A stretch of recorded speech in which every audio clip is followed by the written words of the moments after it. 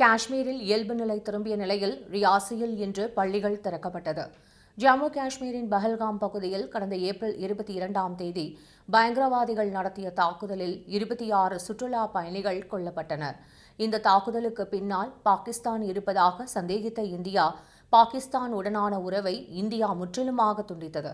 குறிப்பாக வான்பரப்பு மூடல், சிந்து நதி ஒப்பந்தம் ரத்து, பாகிஸ்தானியர்கள் வெளியேற்றம் உள்ளிட்ட பல்வேறு நடவடிக்கைகளை மத்திய அரசு மேற்கொண்டது.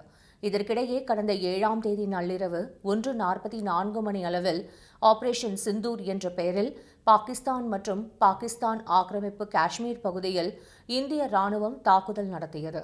மொத்தம் 9 இடங்களில் பயங்கரவாத முகாம்களை குறிவைத்து இந்த தாக்குதல் நடத்தப்பட்டது. அதனைத் தொடர்ந்து இந்தியா, பாகிஸ்தான் ஆகிய இரு நாடுகளும் மாறி மாறி தாக்குதல் நடத்தி வந்தது.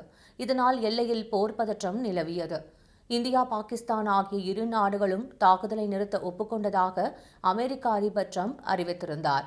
தொடர்ந்து இந்தியா, பாகிஸ்தான் இடையேயான அனைத்து விதமான தாக்குதல்களும் இன்று மாலை 5 மணியுடன் நிறுத்தப்பட்டதாக வெளியுறவு செயலாளர் விக்ரம் மிஸ்ரி தெரிவித்தார். இரு நாடுகளுக்கும் இடையிலான தாக்குதல் நிறுத்தப்பட்ட பிறகு ஜம்மு காஷ்மீர் இயல்பு நிலைக்கு திரும்பியுள்ளது. இந்த சூழலில் ரியாசியில் இன்று மீண்டும் பள்ளிகள் திறக்கப்பட்டன.